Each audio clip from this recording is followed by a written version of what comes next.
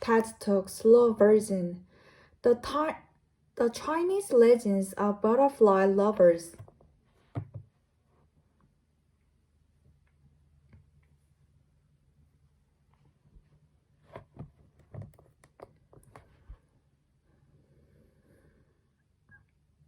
Adjusting her disguise, drawing pay, prepared to bid her parents goodbye. She has always been a three-year daughter, staying home and creating work of embroidery that brought her parents pride.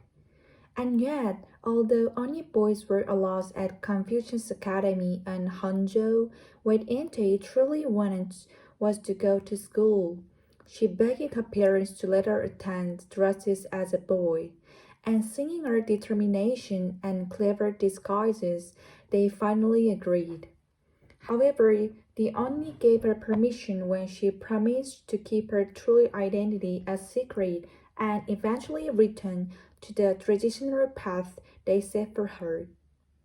Elated, Inha began her journey to Hangzhou. On the way, she found herself at a crossroads, unsure which route to take, when a young man approached. As their eyes met, they shared an instant connection. Ingtai learns that his name was Liang Shanbo and that he beat her classmate at the academy, so they walked the rest of the way together, wrapped in conversation. Ingtai realized that despite her meticulous disguise, she felt that she could finally be herself. The two decided to celebrate what they thought would be a long, close friendship and became sworn brothers. At the academy, Inkai buried herself in books and studies with Shambo late into the night. The two followed home so long as they were at each other's sides. They shared a room, but even though Shambo questions her about it, Inkai always used that bathroom alone and buttons her thicker robe up to her chin, no matter the weather. Now and again, Intai heard students muttering about her secretive behavior. As months slipped into years, Intai continued to excel at her studies and felt like her path and intended future were a lifetime away. Yet the whisper grew louder, and after 3 years, she has no choice but to leave. Pouring tearfully, Ingtai asks Shambo to visit her. When Ingtai returns home, the parents announce that the Ma family from neighboring village has sent a matchmaker to ask their permission for Ingtai to marry their son. They found this a fitting match and accepted. Trying to hide her disappointment, Ingtai honored their agreement, but as she prepared for another new life, she thought of Shambo. Meanwhile, he too was distracted. He studied dull without Ingtai near. When Shambu finally visited Ingtai's house, he came upon a young woman. He was about to ask for her brother, but as their eyes met, he recognized the young scholar he always loved. Shambu knew he couldn't stand being separated from Ingtai again and asked her to marry him. But heartbroken, Ingtai told him and she was ready promised to another. Shambu was devastated, but he understood that Ingtai has to abide by her parents' wishes and they parted again. Shambu fell ill and grew weaker by the day. Worried, his family sent a matchmaker to the Jew family, but because of Ingtai's current engagement, her father refused the proposal.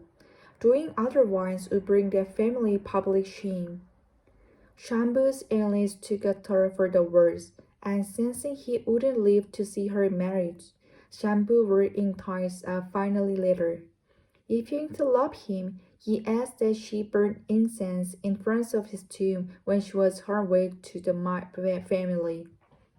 When Ingtai's wedding day came, it also felt like funeral, as the procession went through town under stormy skies.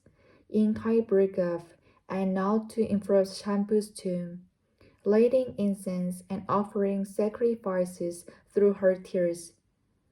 Suddenly a clap of thunder sounded above, and a lightning bolt shot through the tomb, freshly the stone. Without hesitation, Ingtai threw herself in. As her parents rushed to rescue their daughter, two butterflies fluttered out of the clock. This time, Ingtai had transformed for good. Finally free, she could float forever with Shambhu at her side.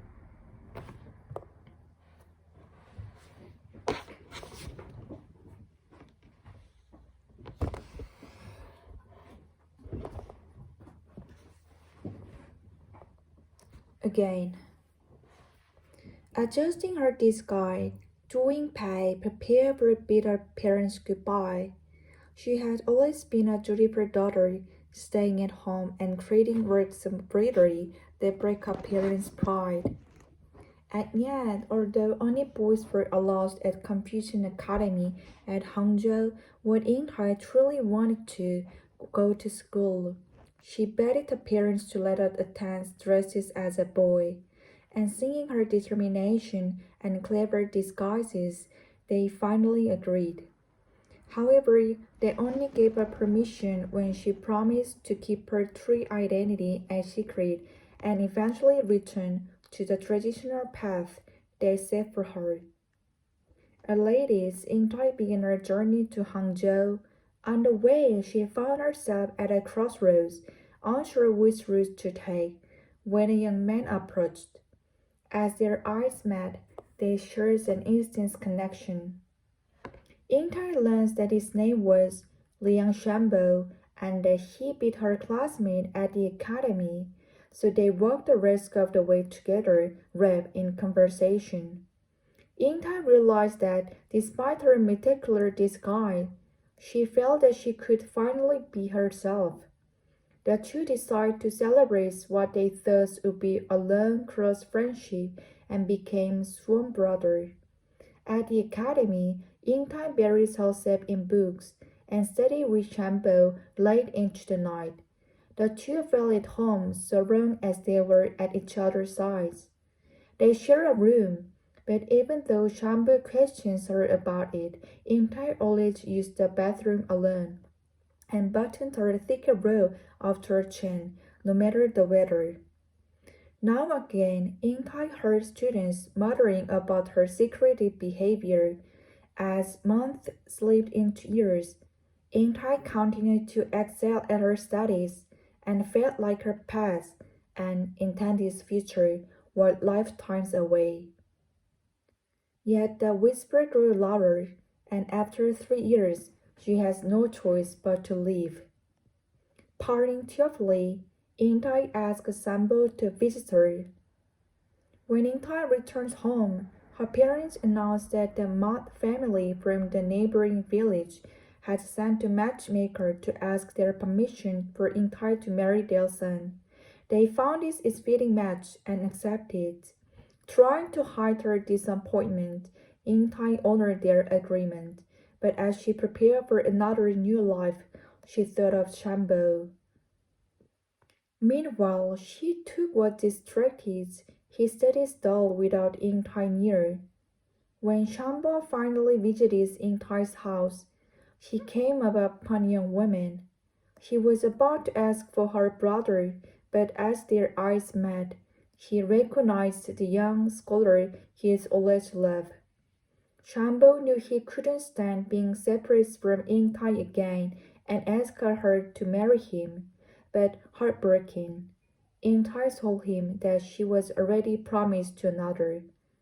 Shambo was devastated, but he understood that Yingtai has to abide by her parents' wishes, and they parted again. Shambo fell ill and grew weaker by the day. Worried, his family sent a matchmaker to the Jiu family, but because of Yingtai's current engagement, her father refused the proposal. Doing another wife was bringing a family public shame. Shambo's illness took a turn for the worse, and sensing he wouldn't live to see her married, Shambo wrote Yingtai a final letter. If Yingtai loved him, He asked that she burn incense in front of his tomb when she was on her way to mob family. When Ingtai's wedding day came, it also felt like a funeral. As the procession wound through town under stormy skies, Ingtai broke off and knelt in front of Shambu's tomb, lighting incense and offering sacrifices through her tears. Suddenly, a clap of thunder sounded above, and a lightning bolt shot through the tomb, fracturing the stone. Without hesitation, Ingtai threw herself in. As the parents rushed to rescue their daughter, two butterflies fluttered out of the crack. This time, Ingtai has transformed for good. Finally free, she could float forever, with Shambod at her side.